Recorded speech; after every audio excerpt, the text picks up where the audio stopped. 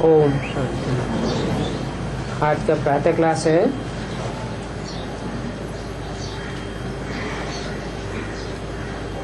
1 अप्रैल 1968।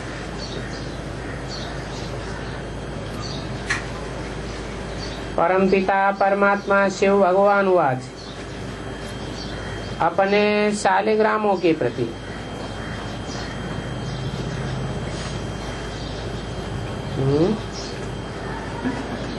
किसके प्रति? अपने शालिग्रामों के प्रति। माना जो भी राजयोग सीखकर बीज रूप स्टेज में स्थिर होने वाले हैं उनके प्रति बाबा ने जो ये महावाक्य उच्चारे, इन महावाक्यों को और कोई समझ नहीं सकता कि शालिग्रामों के प्रति ही भगवान वाच क्यों हो।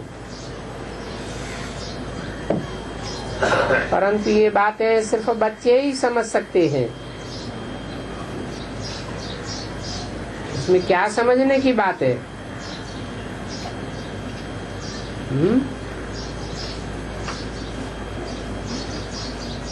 इसमें समझने की बात क्या हुई कि भगवान वाच स्पेशल के प्रति क्यों? भगवान तो सभी आत्माओं का बाप है, तो सभी आत्माओं के प्रति भगवान वाच क्यों नहीं? हाँ, जो बच्चे बेसिकली ही अपनी कट नहीं उतार सकते, आत्मिक रूप में बेसिकली भी स्थित नहीं हो सकते, अपने को आत्मा समझने की स्टेज पर ही नहीं पहुँचे, तो उनको समझाना न समझाना बेकार हो जाता है। जैसे छोटे बच्चे होते हैं, उनको कोई गुह्य पॉइंट बताई जाए तो समझाना न समझाना बेकार है। ऐसे ही जो यहाँ शालिग्राम बन करके बैठे हुए हैं उनके प्रति ही भगवान वाच है। ब्रह्मा बाबा को शालिग्राम कहें या न कहें? है? शालिग्राम नहीं कह सकते।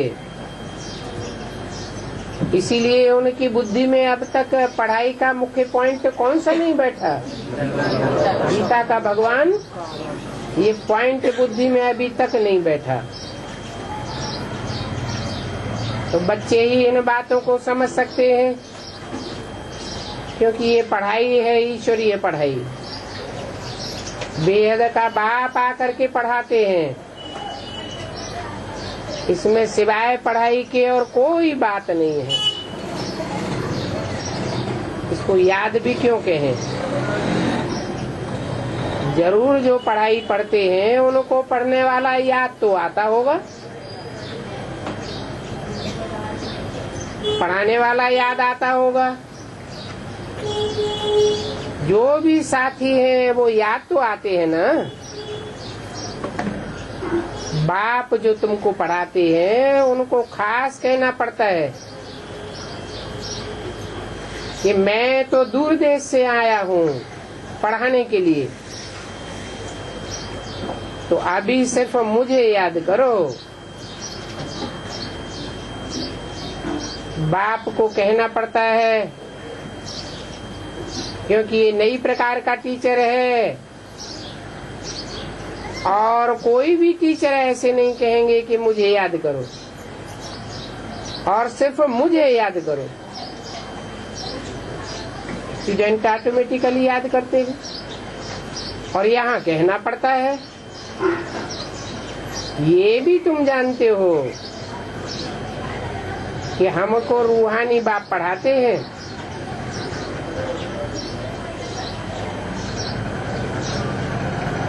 पढ़ाने वाला कोई जिस्मानी बाप नहीं है। रूहानी बाप इन आँखों से देखने में नहीं आता है, परंतु पढ़ाते हैं। तो पढ़ाने के लिए तो मुख चाहिए, साकार चाहिए। तो साकार देखने में आता है, परंतु ये निश्चय की बात है।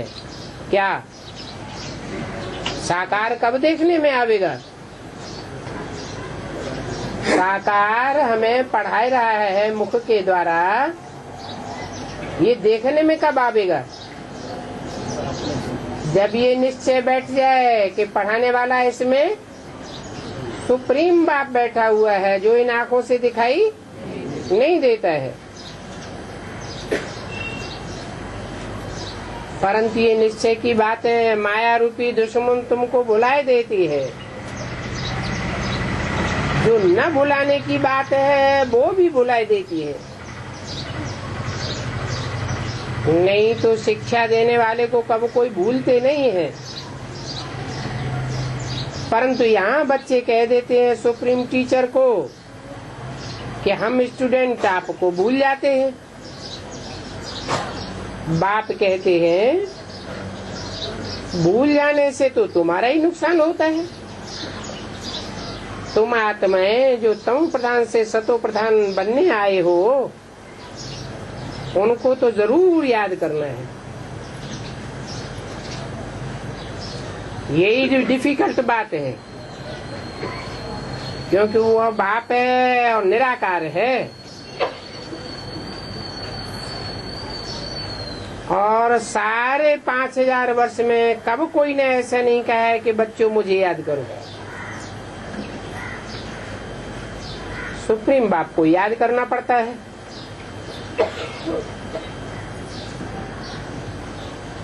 बाकी दुनिया तो कब ऐसे होता नहीं है, सतयुग में भी नहीं होता है। कल्प के संगम युग पर ही तुम याद करते हो, तो ये नई बात हुई ना। बाप को, टीचर को, गुरु को निरंतर याद करना, तब ही विकर्म विनाश होंगे। खंडित याद से विकर्म विनाश नहीं होंगे। अखंड याद में टिकेंगे तो तमो प्रधान से सतो प्रधान बन जावेंगे। बाप तुमको ये शिक्षा देते हैं। इसमें हठ योग क्रियाएं आदि कुछ भी नहीं है।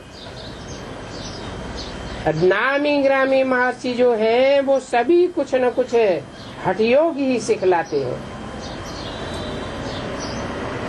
विलायत में जाकर के भी हठ योग सिखलाते हैं।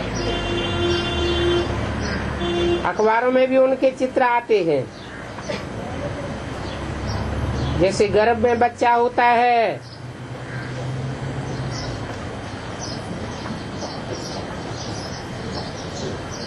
ऐसे ऐसे करके सुला देते हैं। कहेंगे ब्रह्म को याद करो, परंतु वो अभी पूरा नहीं करते।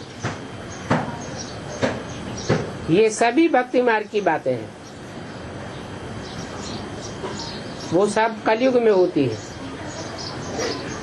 अभी तुम हो पुरुषोत्तम संगम युग पर, जिसका सिवाय तुम ब्राह्मणों के और कोई को पता नहीं है,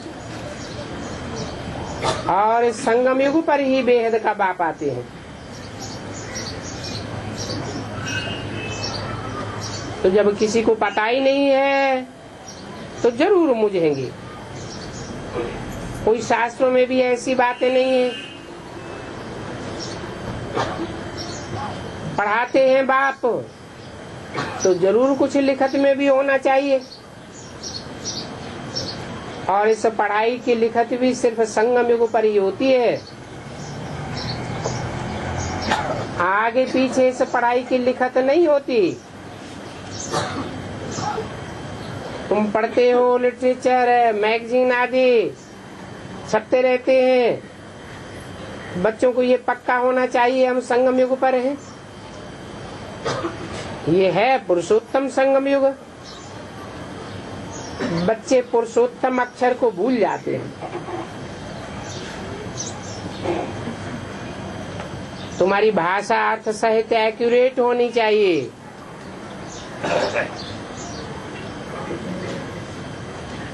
अगर पुरुषोत्तम ही नहीं तो पुरुषोत्तम संगम युग कैसे होगा? जरूर पुरुषोत्तम को जानना पड़े। ये कल्याणकारी पुरुषोत्तम संगम युग है और ये पुरुषोत्तम अक्षर बहुत जरूरी है। इसका अर्थ क्या है? पुरुषों में उत्तम पार्टधारी, उनकी फिर समझानी भी देनी है। ऐसे नहीं कि समझ लिया और खलास। कलयुग अंत के भी मनुष्य देखो, सतयुग आदि के भी मनुष्य देखो। कलयुग का अंत और सतयुग के आदि का ये है संगम युग। इनको ही कल्याणकारी पुरुषोत्तम संगम युग कहा जाता है। और जो भी युग होते हैं उनमें तो नीचे ही उतरना होता है। उनको कल्याणकारी नहीं कहेंगे।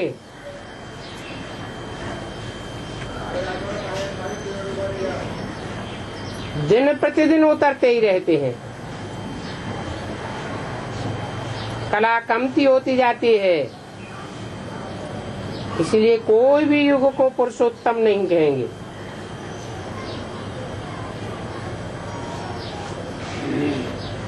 तो पुरुषोत्तम युग कब से कहें?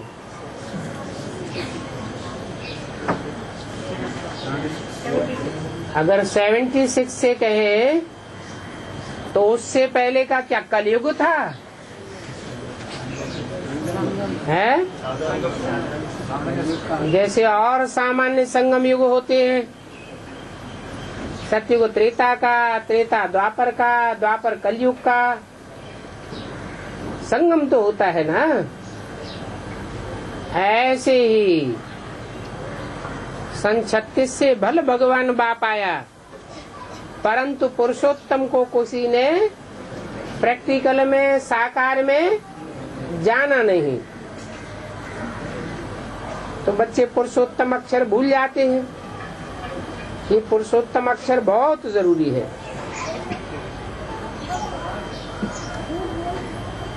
कल्याणकारी पुरुषोत्तम संगम युग। क्योंकि और जो भी युग है उनमें नीचे उतरना होता है।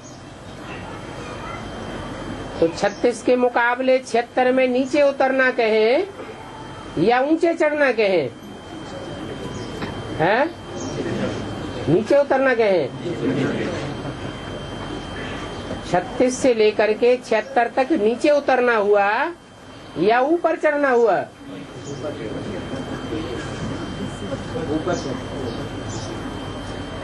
कुछ कह रहे हैं नीचे उतरना हुआ, कुछ कह रहे हैं ऊपर चढ़ना हुआ।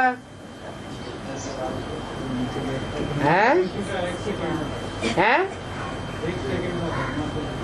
हाँ, 76 में जो भी आत्माएं 76 से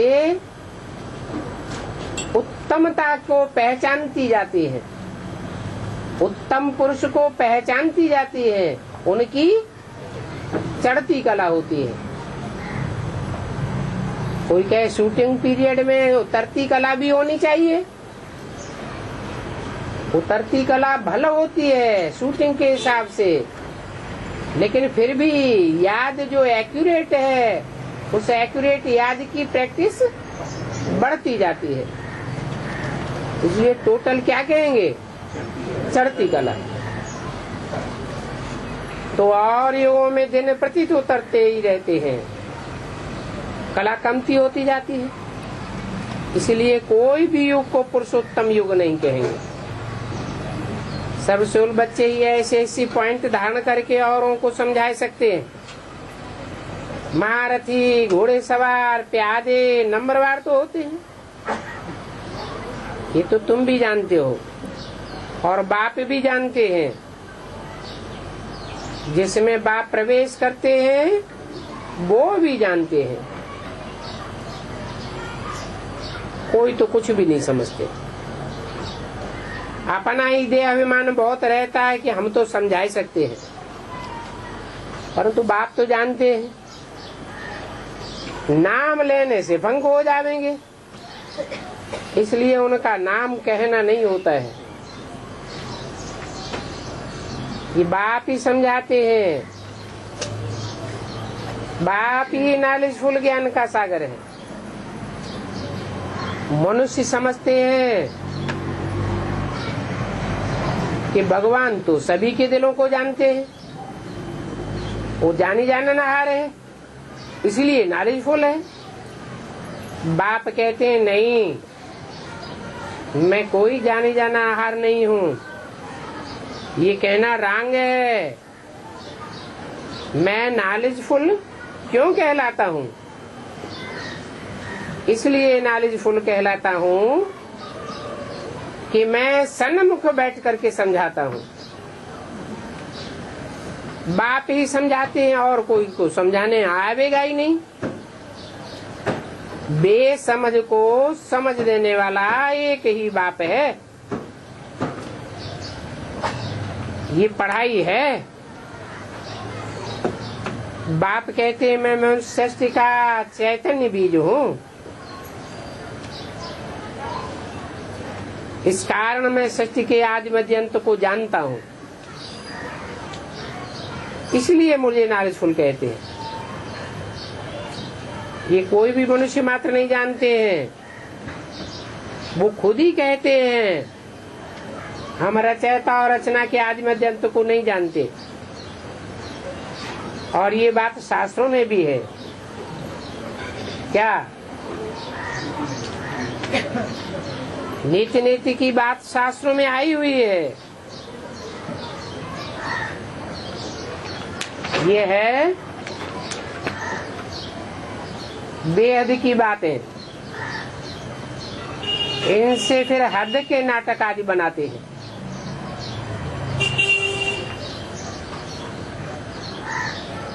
एक 468 की वाणी का दूसरा पेज, ये भी बच्चे जानते हैं।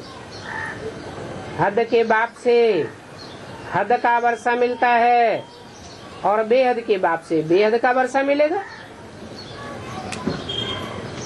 बेहद का वर्षा देने वाला बाप, उसको सभी याद करते हैं। और वो क्या वर्षा देते हैं ये अभी तक किसी को समझ में नहीं आता। गायन करते हैं परंतु उनको ये पता नहीं है कि बेहद का टीचर भी है और वो बेहद का टीचर पतित पावन भी है, लिबरेट करने वाला है, सदगति करने वाला है। भले बाप भी कहते हैं, परंतु सिर्फ कहते हैं कि वो गॉड फादर है। वो कब आवेगा, कैसे आवेगा, विचारों को पता ही नहीं है। शास्त्रों में लिख दिया है कलयुग की आयु इतनी लंबी। यहाँ भी कोई आया था,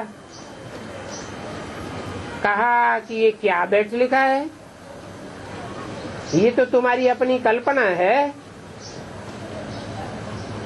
कि सृष्टि चक्र 5000 वर्ष का है। तुम्हारी कल्पना को ये सभी फॉलो करते हैं। फिर कहने लगा ये संसार बना ही नहीं। अब जिसको जो आता है सो सुनाता रहता है। कहा ईश्वर सर्वव्यापी है।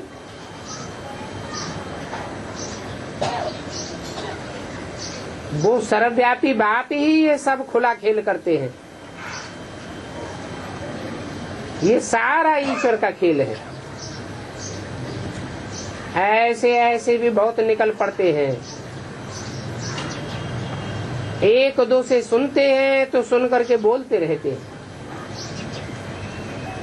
ऐसी बातें करते करते उतरते उतरते कलयुग के अंत में आ जाते। फिर जब कलयुग का अंत सतयुग की आदि होती है तब ही तो तुम्हारी चढ़ती कला होती है। ये सभी बातें तुम बच्चों की बुद्धि में बैठती हैं। भक्ति मार्ग में तो उतरते ही रहते हैं। भक्ति को कहेंगे उतरता मार्ग।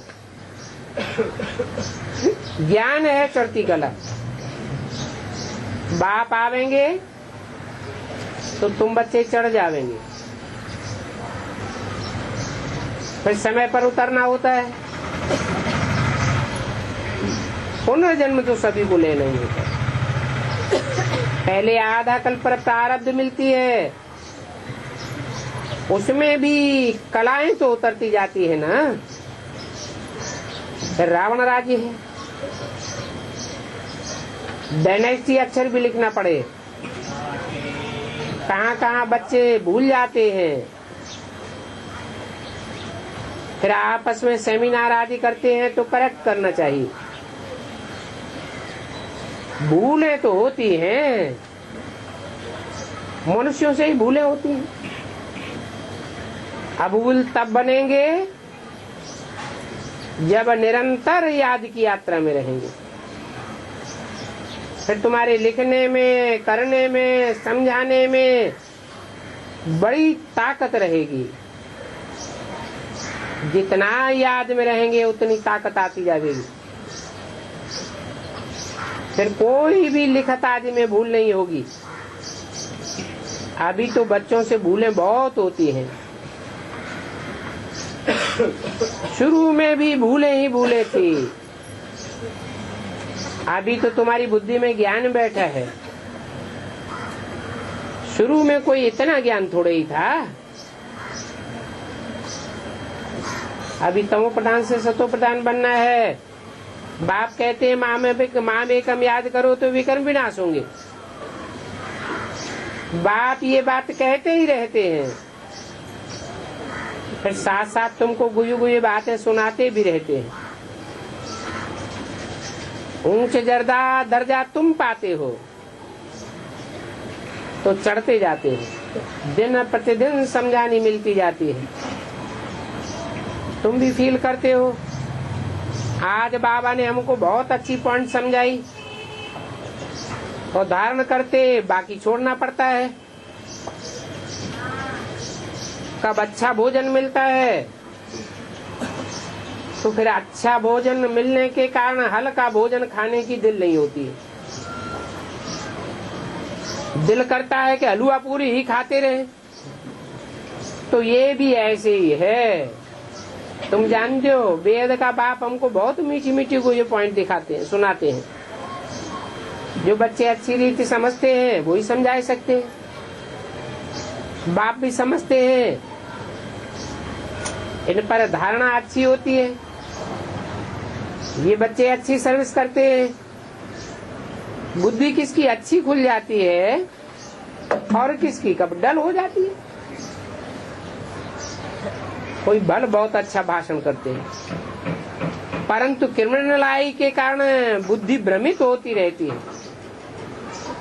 फिर उनका भाषण रिफाइन नहीं होगा।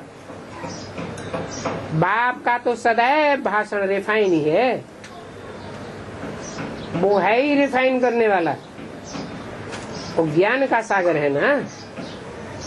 जैसे सभी अभी समझाते रहते हैं, फिर भी समझावेंगे। कहते हैं तुमको अच्छी अच्छी पॉइंट्स देता हूँ तो तुमको भी खुशी होती है, हिम्मत होती जाती है। राजाई स्थापन होनी है, जो अच्छी रीति सर्विस करेंगे वो राजाई में ऊंच पद पावेंगे। कोई तो कुछ भी नहीं समझते।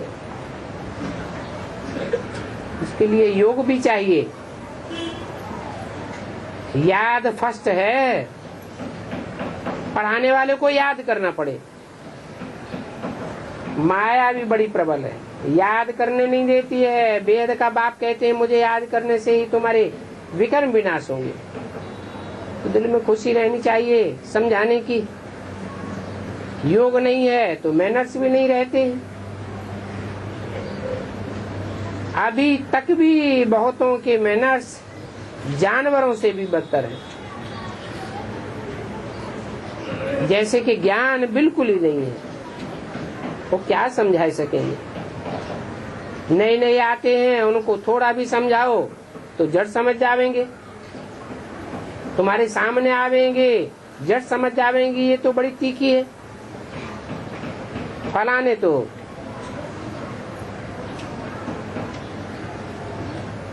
ऐसे ऐसे हैं जो समझा ही नहीं सकते। तुम हमको ऐसा समझाया, इसलिए कहते हैं हमको अनुभवी होशियार चाहिए टीचर। कोई को तो 20 वर्ष में भी कोई अनुभव नहीं होता है, और कोई को 1 हफ्ता में ही सारा अनुभव हो जाता है ज्ञान का। नई नई पॉइंट्स मिलती रहती है तो दिल से बहुत अच्छी लगती है, पुरानियों को धारणा होती नहीं है और नए नए फट उठा लेते हैं। याद की यात्रा में न होने से स्वभाव भी बदलता नहीं है, जरा भी फर्क नहीं पड़ता है, और कईयों का स्वभाव बिगड़ता भी है। पहले पहले तो ऐसा होता था, जिसको आधा कल्प याद किया है, अरे वो हमको मिला है तो हमको कितना याद करना चाहिए। 1 अप्रैल 1968 की वाणी का 3रा पेज। तुम बच्चे समझते तो हो कि ऊंचे ते ऊंचे बाप हमको मिला है। दुनिया में तो ये बात का किसी को पता ही नहीं है। वो समझते हैं कृष्ण ने गीता सुनाई, अभी तुम बच्चे तो समझते हो, उसको मनुष्य भगवान समझते हैं। वो अभी लास्ट स्टेज पर है। कौन है? कौन लास्ट स्टेज पर है? मनुष्य जिसको गीता का भगवान समझते हैं वो अभी लास्ट स्टेज पर है। अभी फिर फर्स्ट स्टेज पर जाने के लिए पुरुषार्थ कर रहे हैं, और वो भी ड्रामा प्लान अनुसार कर रहे हैं। अभी तुम भी समझते हो, हम आस्ते आस्ते उतरते उतरते अभी तमो प्रधान बने, फिर श्रीमत पर सभी सतो प्रधान स्टेज पर जा रहे हैं। जाना तो सभी को है। बाप हमको याद दिला करके अमृत बनाते हैं। अमृत पीते हो तो अभूल बन जाते हो। देवताएं कब कोई भूल या पाप नहीं करते, कोई व्यर्थ अक्षर उनके मुख से नहीं निकलता है। बाप कहते हैं भक्ति मार्ग में सभी व्यर्थ है। ऐसी व्यर्थ बातों को नहीं सुनो, न सुनाओ। बहुत बच्चे हैं जो आपस में लड़ते हैं, व्यर्थ बोलते हैं। बाप कहते हैं कभी व्यर्थ मत बोलो। Hear no evil, see no evil, talk no evil, सख्त मना है। व्यर्थ कोई बोले भी तो तुम उनको रिस्पॉन्ड मत करो, चले जाओ। परंतु गुस्से में आकर के रिस्पॉन्ड जरूर कर देते। बाप की शिक्षा पर तो कोई झगड़ा आदि नहीं होना चाहिए। Here no evil. इन बातों के अर्थ को दुनिया में कोई नहीं जानते हैं। जो महारथी बच्चे हैं वो समझते हैं व्यर्थ नहीं बोलना चाहिए, व्यर्थ बोलना इविल है। एक ने बोला तो दूसरा कान बंद कर दे, इससे भी बेहतर है किनारा कर दे। इसमें भूत आता है तो अच्छा नहीं लगता है, किनारा करना अच्छा है, नहीं तो तुम्हारे में भी भूत आ जाएगा। न सुनने से दिल को रंज नहीं होगा। रंज तब होता है जब उसकी कचहरी की जाती है। तो बच्चों को खीर खंड होकर के रहना चाहिए, लूल पानी होने की दरकार ही नहीं है। तुम चुप रहो। एक मिसाल देते हैं ना,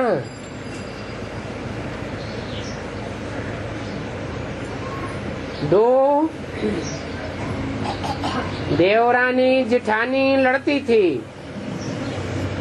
तो उसने कहा मुख में मुलारा डाल दो, तो बोल ही नहीं सकेगी, बहुत भूले हो जाती हैं,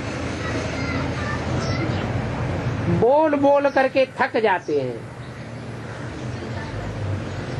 फिर उनको पानी पिलाते। बाप तो रोज समझाते हैं, एक दो को भाई भाई देखो, जिस्म को देखो ही नहीं। जिस्म को देखेंगे नहीं तो फिर बोलेंगे किससे? भाई भाई की दृष्टि रखो तो चुप रहेंगे, चुप होने का ही नॉलेज मिलता है। बाप को याद करो, मुख से कुछ भी ना बोलो, बाप को याद करेंगे, पढ़ाई में मस्त रहेंगे, बातें करने की दरकार ही नहीं। तो समझाना होता है कि ऐसे ऐसे करने से तुम याद की यात्रा में रह सकते हो। सुदर्शन चक्रधारी बन भी याद की यात्रा में रहो। बाप बच्चों के सत्य के आदि मध्य अंत का ज्ञान सुनाते हैं, और फिर शांति का सागर भी है। तुम उनके बच्चे हो तो तुम भी शांति के सागर बन जावेंगे। तुम भी वापस जावेंगे तो तुमको ऐसे ही कहेंगे, ये शांति का सागर है, सुख का सागर है। फिर तुम तो यहाँ आते ही हो, तुबके से बदल करके सागर के बच्चे बनने के लिए। फिर है अपनी अपनी प्रारब्ध। ये सारा ड्रामा मनूद है। बाप कल्प कल्प तुमको समझाते हैं।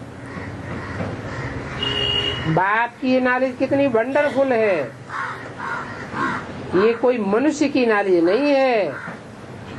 बेहद का बाप जो निराकार है वो नॉलेजफुल है, उनकी ये नॉलेज है, और कोई ये नॉलेज दे ही नहीं सकता है। इसको कहा जाता है कहानी बाप की नॉलेज। ये ऐसी कहानी है सत्यनारायण की कथा, जिसको रूहानी नॉलेज कहा जाता है। कितना प्यार से पूजा करते हैं, सत्यनारायण की कथा करते हैं। जरूर उन्होंने कुछ किया होगा ना। ये लक्ष्मी नारायण विश्व के मालिक होकर के गए हैं और पवित्र थे, इसलिए अपवित्र मनुष्य उनकी पूजा करते हैं, उनके आगे माथा टेकते हैं। वास्तव में पतित को पतित के आगे माथा नहीं टेकना चाहिए। कन्याएं भी पवित्र होती हैं तो सभी उनको माथा टेकते हैं। सन्यासी जो पवित्र रहते हैं वो भी माथा टेकते हैं। फिर वही कन्या जब अपवित्र बनती है तो सभी के आगे माथा टेकना पड़ता है। सन्यासी भले पवित्र रहते हैं परंतु सदैव पवित्रता तो उनके पल्ले नहीं पड़ती। जन्म तो फिर भी उनका विकार से होता है। तो ये है ही पतित दुनिया। एवर पवित्र तो कोई हो ही नहीं सकता।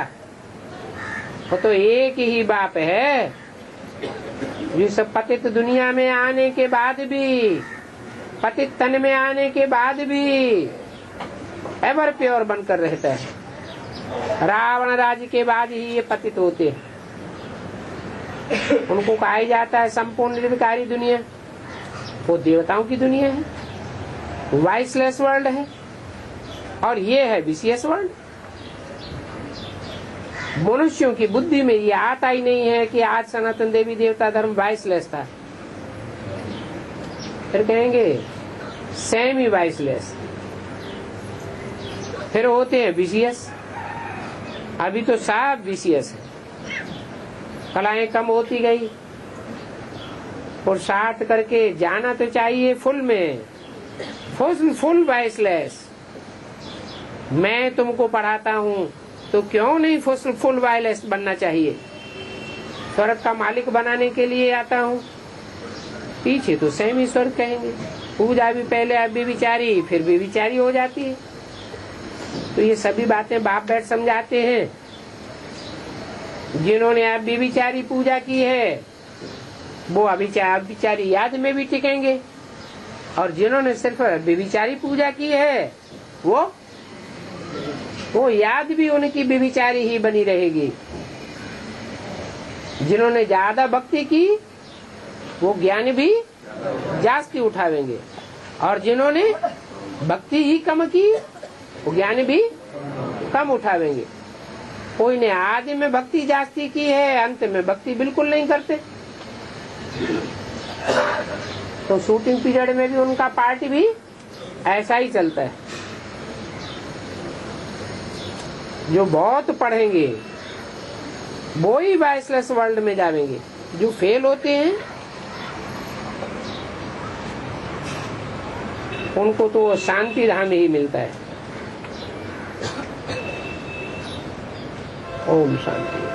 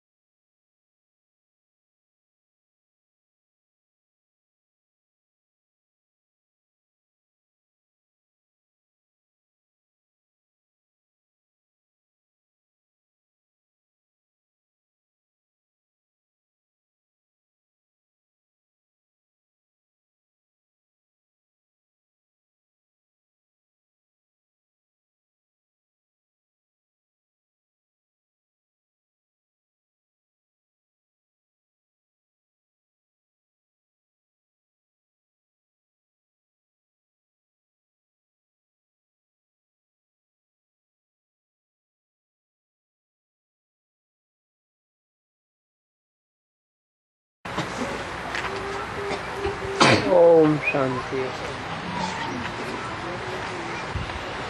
अव्यक्तवाणी चल रही थी।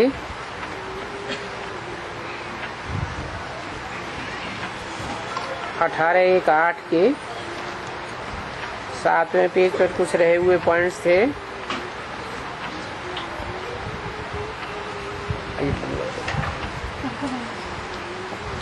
आज बहुत अच्छा वतन का दृश्य था। आज बाप दादा ने वतन में सभी एडवांस पार्टी को बुलाया।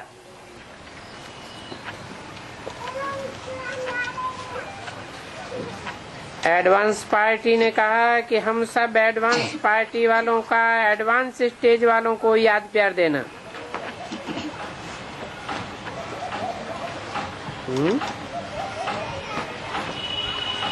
किसका किसको याद प्यार देना है? एडवांस पार्टी वालों का एडवांस स्टेज वालों को याद प्यार देना। क्या मतलब हुआ? मतलब हुआ कि एडवांस पार्टी में भी दो हिस्से कर दिए।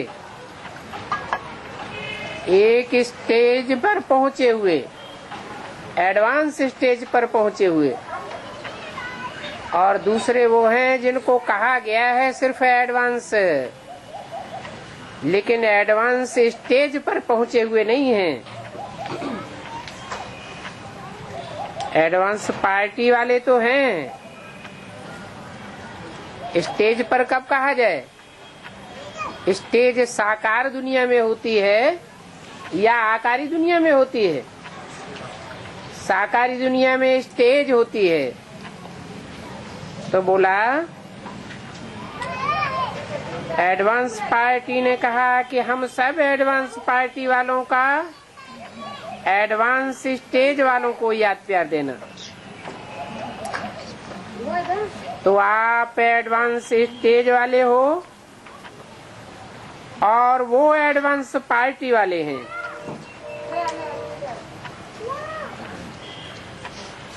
तो आपको बहुत याद प्यार दिया।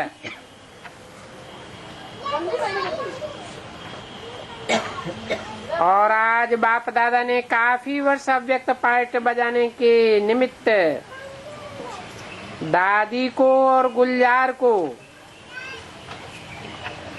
दोनों को अपने साथ बिठाया।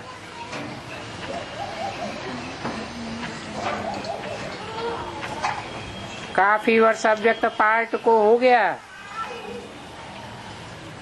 व्यक्ति की सेवा से भी अधिक अलौकिक पार्ट का चला।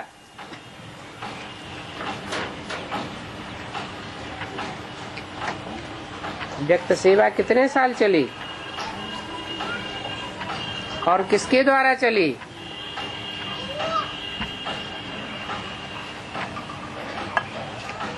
व्यक्त सेवा दादा लेखराज ब्रह्मा केतन द्वारा सन 47 से लेकर के 68 तक चली। 18 और 4 22 वर्ष साकार तन के द्वारा सेवा चली। तो व्यक्ति की सेवा से भी अधिक अलौकिक पार्ट जो गुलजार दादी के द्वारा चला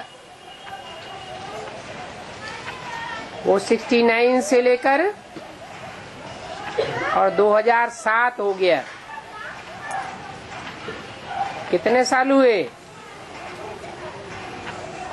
व्यक्त से अव्यक्त ज्यादा हो गया ना। तो बाप दादा ने आज दोनों को बहुत बहुत स्नेह दिया और एडवांस पार्टी वालों ने बहुत स्वागत की। बाप दादा ने दोनों को बाहों का हार पहनाया, गले लगाया और दोनों के कार्य को सुनाया। दादी के लिए कहा तो दादी ने परिवार और सेवा को, साथियों को, सभी को बहुत अच्छी तरह से चलाया। निमित्त बनी चलाने के और निमित्त समझ के चलाया। और गुलजार बच्ची ने बाप दादा को समाने का कार्य अच्छा किया।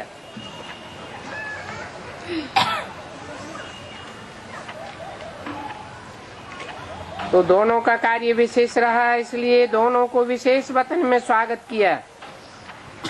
और साथ में जो आदि से आदि रतन दादियां कहो उन्हों की भी स्वागत की।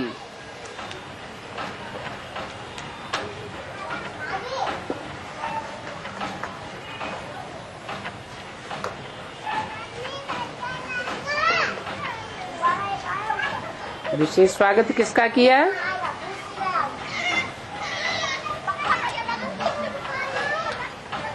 दोनों दादियों का।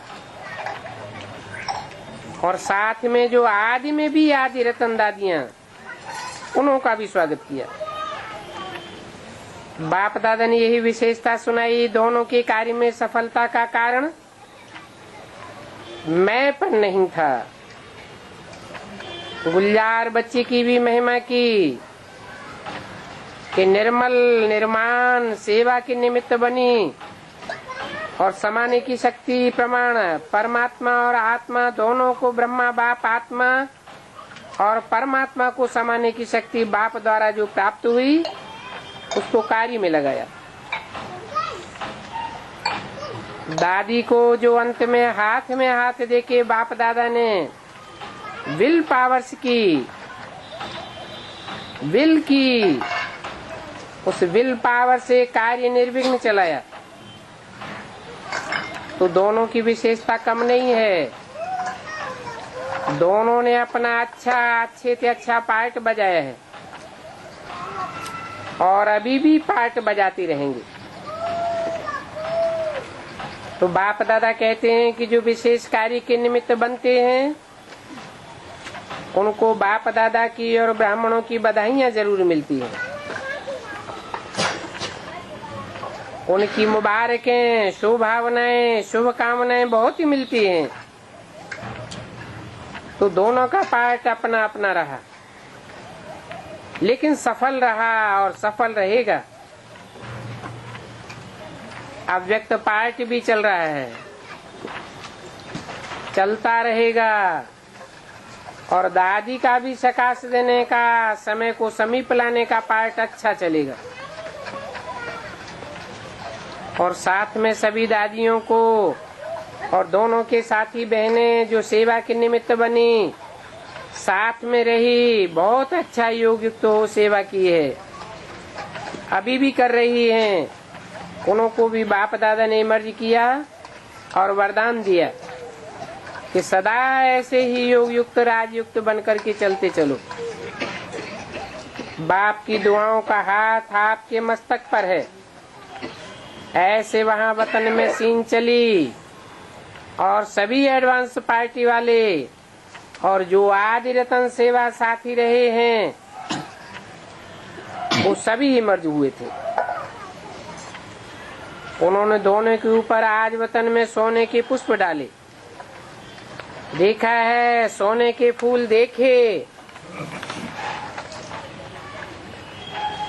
बहुत हल्के होते हैं, भारी नहीं होते हैं जो लगे कि दर्द करेंगे, ऐसे नहीं, बहुत हल्के से पतरे के होते हैं, लेकिन बहुत रंग बिरंगी अच्छी डिजाइन वाले होते हैं। 18 जनवरी 2008 की वाणी का 8वां पेज। तो बाप दादा ने आज दोनों के पार्ट की विशेषता सुनाते हुए सभी के द्वारा सोने के पुष्पों की वर्षा कराई। बाप दादा ने दोनों को बहुत प्यार किया और दोनों बाबा बाबा कह रही थी, बाबा आपने कराया, आपने कराया। ऐसे ही गीत गा रहे थे। ये दृश्य आज वतन करा दादियों से। आदि रतन फिर भी आदि रतन है। आदि रत्नों की रौनक अपनी ही है। अच्छा है, बाप दादा ने देखा कि सभी आप जो निमित्त बने हुए हो, ये सारा ग्रुप निमित्त ही है। तो सारा निमित्त ग्रुप अच्छा है। एक दो को सहयोग देके अभी भी चला रहे हो, अच्छा चला रहे हो। बाप दादा देख करके दुआएं देते हैं कि एक ने कहा और दूसरे ने माना और कार्य सफल हो गया। राय बहादुर भी हो और कार्यकर्ता भी हो, लेकिन सब मिलकर के, चाहे पांडव निमित्त हैं चाहे शक्तियां निमित्त हैं, लेकिन अच्छा चल रहा है और अच्छा ही चलता रहेगा। यही बाप दादा का वरदान है। दादी निर्मल शांता से खुश रहती हो, खुशी में रहती हो, क्योंकि बीमारी में भी चिल्लाती नहीं हो। ये बहुत अच्छा है। योग भी अच्छा लगाए रही हो, बहुत अच्छा है। दादी ने गीत गाया, खुश रहो आबाद रहो। ये पाठ तो बहुत अच्छा है, अच्छा पाठ बजाय रही है शांता मणि दादी से। अच्छा है, शरीर को चलाते रहो, चल जाएगा, क्योंकि तुम्हारे पास विल पावर है ना। इतने वर्षों की विल पावर काम में आती है। काम में लगा रही हो, लगाते रहो। सेवा भी अच्छा कर रही हो मनोवर दादी से। आदि रतन सबकी नजरों में है। कैसे भी हो, कहाँ भी हो, लेकिन सबकी नजर में आदि रतन ही है। और सभी आदि रतन हैं क्योंकि विल पावर है। दादी जानकी ने कहा, बाबा बहुत अच्छा है, बच्चे भी अच्छे हैं ना। अच्छे बाप ने आप समान बनाया है। आज विशेष ब्रह्मा बाप ने आप एक एक को याद करते हुए बहुत याद बाहों की माला पहनाई।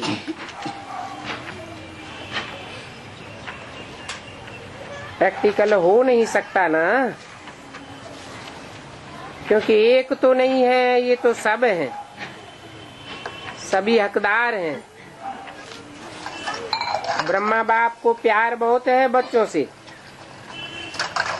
ऐसे ही दादी को भी भूलता नहीं है, बार बार याद आता है।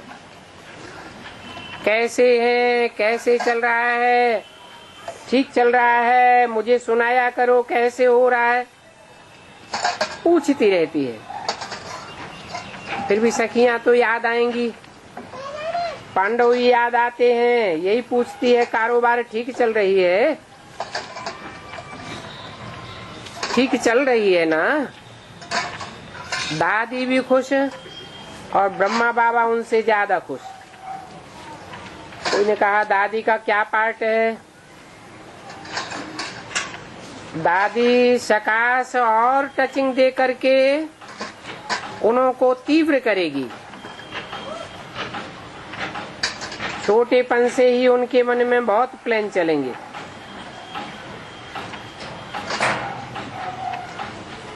कोई ने पूछा जन्म ले लिया है? अभी नहीं, जन्म टाइम पर लेगी ना, अभी नहीं लिया है।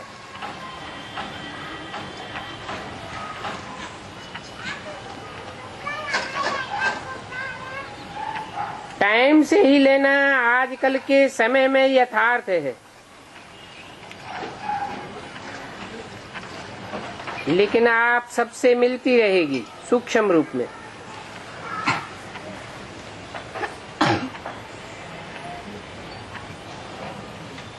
तो ये दादी के कौन से जन्म की बात है?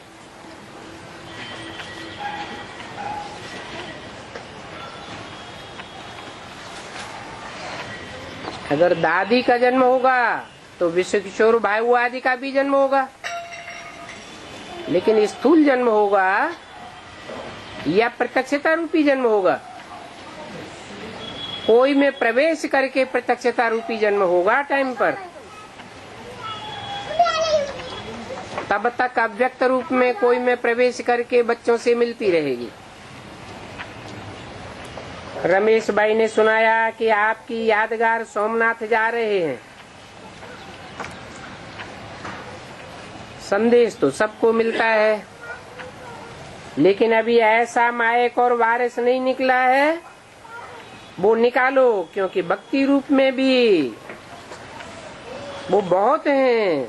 संदेश देने का तो ठीक है, लेकिन ऐसा कोई निमित्त बने, वो अभी पुरुषार्थ करो। निकल सकता है, मेहनत थोड़ी चाहिए, क्योंकि भक्ति का प्रभाव तो है ना। नारायण दादा से और मनोज से खुश रहते हैं। शरीर निर्वाह की चिंता तो नहीं है,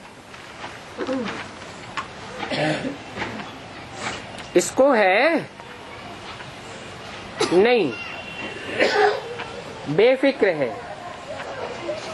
कभी भी सोचना नहीं, आपका परिवार बेहद का है, इसलिए बेफिक्र, कोई चिंता नहीं।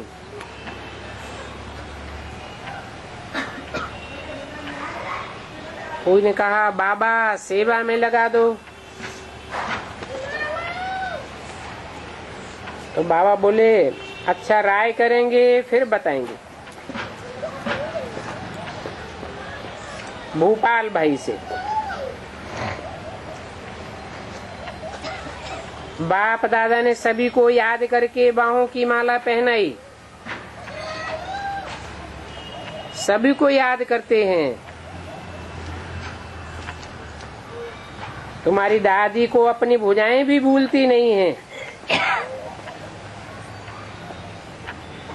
बड़े तो बड़े, लेकिन छोटों को भी ये भुजाएं हैं जो भूलती नहीं हैं।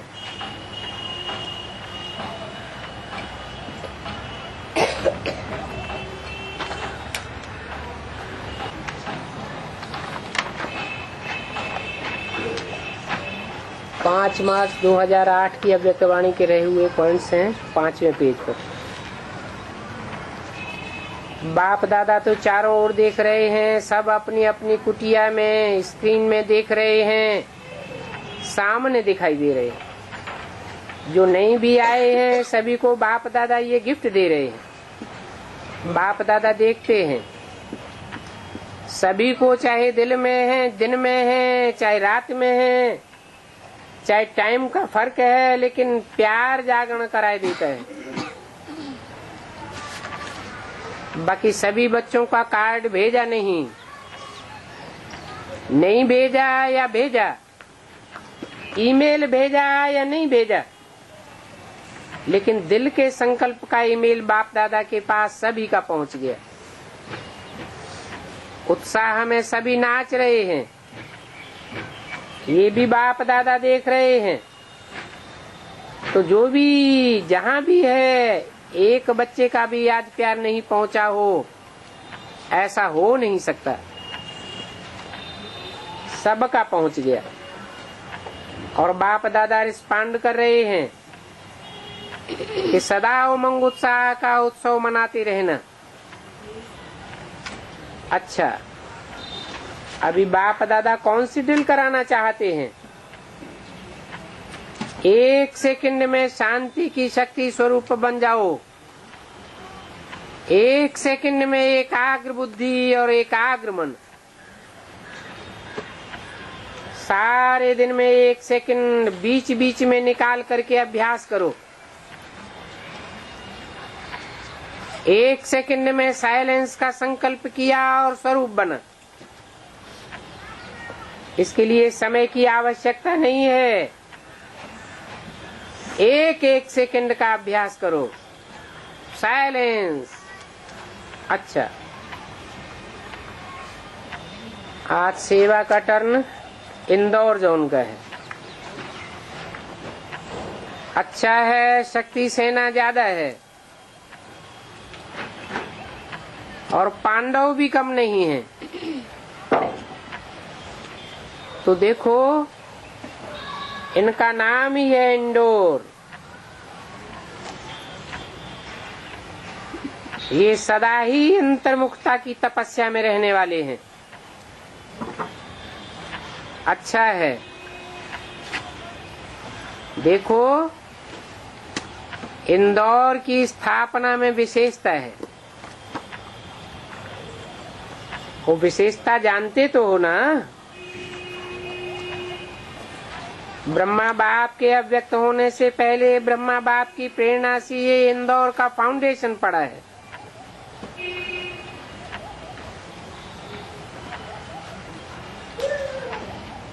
कितना लकी इंदौर जोन है,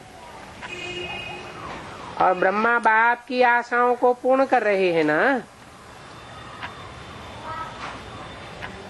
जिस उमंग से, उस विशेषता से बाप दादा ने प्रेरणा दी, उसी प्रेरणा प्रमाण सभी बाप दादा को रिस्पॉन्ड कर रहे हैं ना।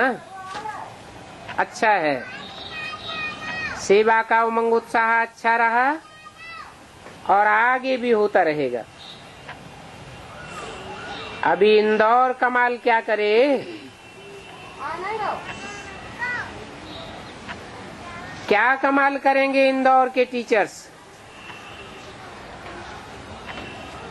पहला नंबर लेंगे। परिवर्तन जो बाप दादा ने कहा है उसमें पहला नंबर इंदौर ले, तो परिवर्तन में पहला नंबर लेंगे।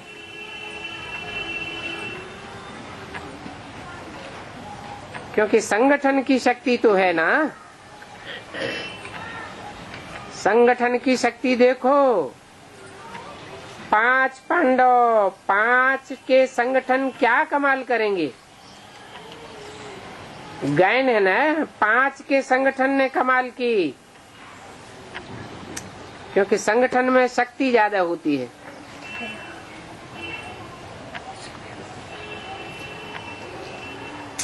तो इतना बड़ा संगठन है तो क्या नहीं कर सकते हैं, जो चाहे वो कर सकते हैं।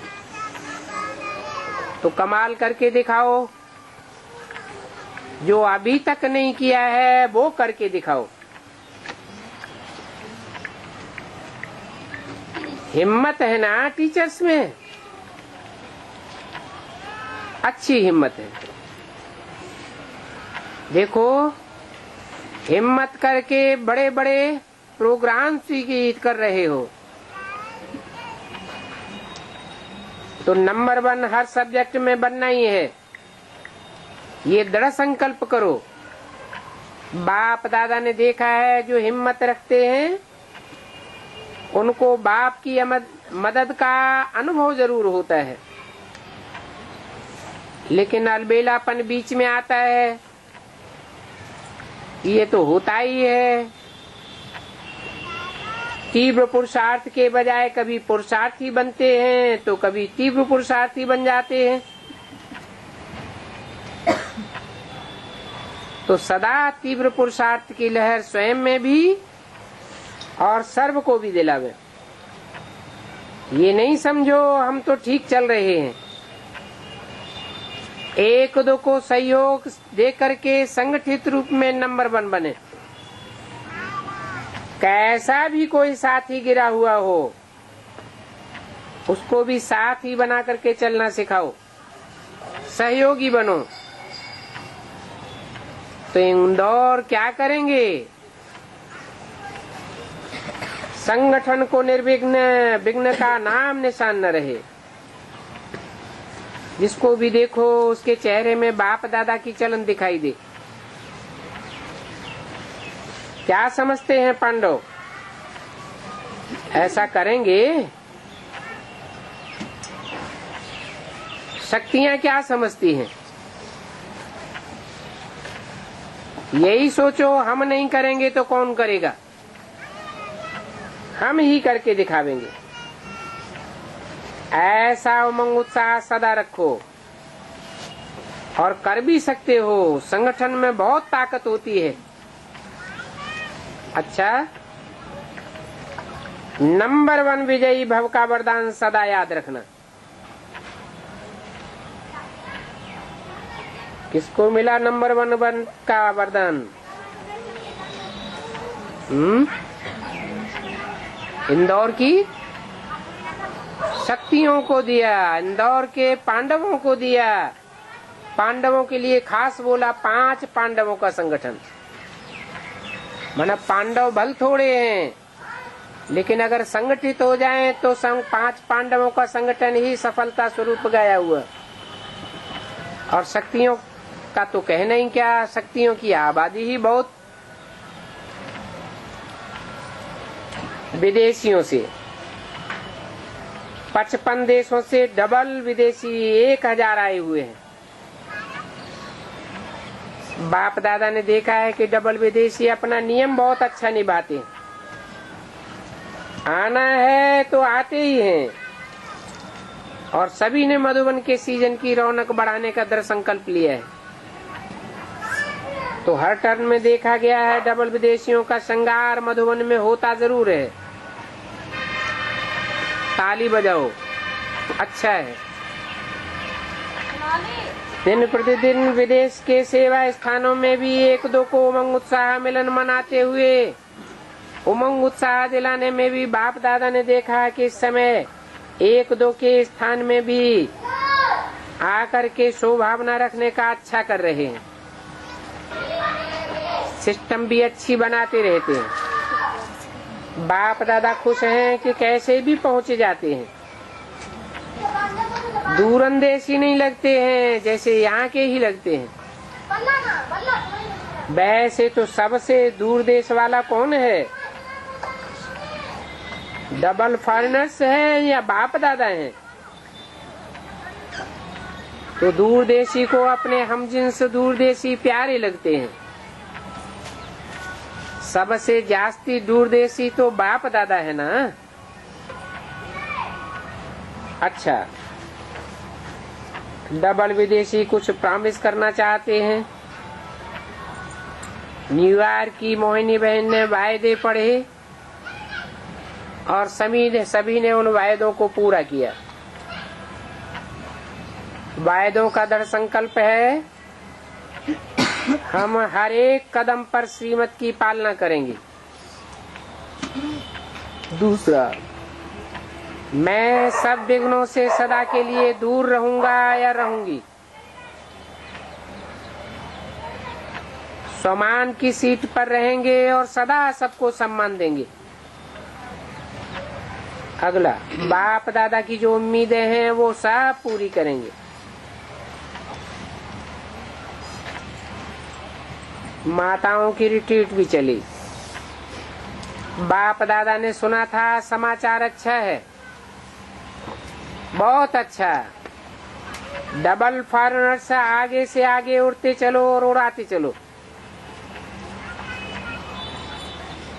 चारों ओर के जन्म उत्सव मनाने वाले भाग्यवान आत्माओं को, सदा उत्साह में रहने वाले, संगम युग के उत्सव को मनाने वाले, ऐसे सर्वोमंग उत्साह के पंखों से उड़ने वाले बच्चों को, सदा मन और बुद्धि को एकाग्रता की अनुभवी बनाने वाले महावीर बच्चों को, सदा समान बनने के उमंग को साकार रूप में लाने वाले, फॉलो फादर करने वाले बच्चों को, सदा एक दो के स्नेही सहयोगी हिम्मत दिलाने वाले, बाप से मदद का वरदान दिलाने वाले वरदानी बच्चों को, महादानी बच्चों को बाप दादा का याद प्यार पदम पदम गुना मुबारक हो। दादियों से बाप दादा के दिल में आप एक एक रतन महान हो, क्योंकि अनेक आत्माओं के उमंग उत्साह बनने के निमित्त हो। आपका उमंग देख करके स्वतः ही उनमें उमंग आता है। उमंग दिलाना नहीं पड़ता है, नेचुरल उनके पास उमंग उत्साह पहुंच जाता है। तो आपका संगठन बहुत बहुत पक्का है। पक्का करना नहीं है, एक एक रतन संगठन का श्रृंगार है। मनोहर दादी से क्लास में जाती तो है, आज्ञाकारी रही। बाप ने कहा और आपने किया, इसलिए आज्ञाकारी की लिस्ट में है। और आप तो सारा संगठन जी हाँ करने वाले हो। दादी जानकी ने कहा, बाबा आपने तो कहा था सदा हुजूर हाजिर रहेगा, वही अनुभव होता रहता है। बाप बांधा हुआ है। देखो, निमित्त बने हुए ग्रुप पर तो विशेष नजर रहती है। निमित्त वालों के ऊपर बाप दादा का प्यार और नजर सदा रहती है। उन्होंने कहा, बाबा आंखें गुलाबी हो जाएं तो हर्जा तो नहीं है, वो प्यार है, आंसू नहीं है। सभी को क्या करना है, अभी बन करके बनाना है। आपको बनाने की ड्यूटी है और उड़ाने की ड्यूटी है।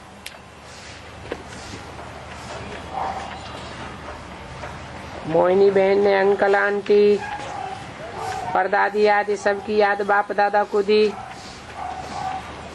सभी की याद बाप दादा के पास पहुंच गई। के बाद बाप दादा ने अपने हाथों से झंडा फहराया और सभी बच्चों को शिव जयंती की बधाइयां दी। आज के दिन तो इस हाल में ये झंडा लहराया, लेकिन अभी वह भी दिन आएगा और वो दिन आना ही है जब सारे विश्व में जगह जगह पर ये झंडा लहराने की सेरेमनी भी होगी।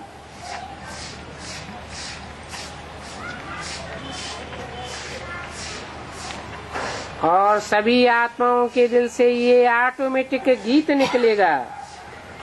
गीत दिल में बजेगा, हमारा बाबा आ गया।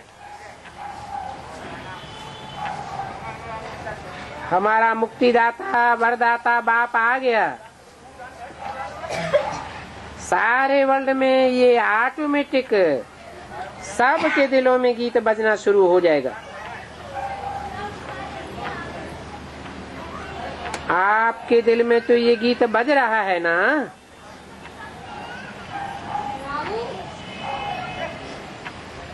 क्यों पूछा?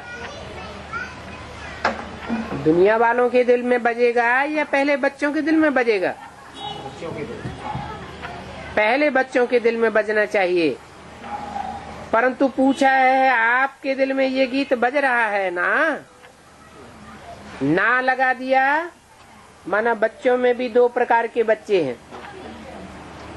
एक तो वो जिनके दिल में बाप की प्रत्यक्षता का झंडा लहराए रहा है, बाप प्रत्यक्ष हुआ पड़ा है, और दूसरे वो हैं सिर्फ मुख से कहते हैं कि हम बाप दादा की प्रत्यक्षता कर रहे हैं, लेकिन वास्तव में बजाय प्रत्यक्ष करने के और ही गुप्त कर रहे हैं। लेकिन सबके दिल में आखिरी ये गीत बजेगा, आ गया, मिल गया, वरदान मिल गए, दुआएं मिल गई, तो ये झंडा जैसे आपके दिल में लहराता है, ऐसे विश्व की आत्माओं के दिल में भी लहराना ही है। वो विश्व की सभी आत्माएं वर्षे की प्राप्ति नहीं कर सकेंगी। वर्षा है राज परिवार में आने का अथवा राजा ही प्राप्त करने का, उसकी प्राप्ति के हकदार नहीं बनेंगे। लेकिन अहो प्रभु आप आ गए, ये गीत तो उनको दिल में गाना ही है ना, तो बहुत अच्छा है। आप सबका भाग्य है जो बाप के साथ झंडा लहराए रहे हैं, और सभी जगह देख रहे हैं। जैसे आप देख रहे हो वहाँ बाप दादा भी देख रहा है, जगह जगह पर झंडा देख रहे हैं। आपके भाई बहन ऐसे कान हिलाए रहे हैं। अच्छा, ओम शांति।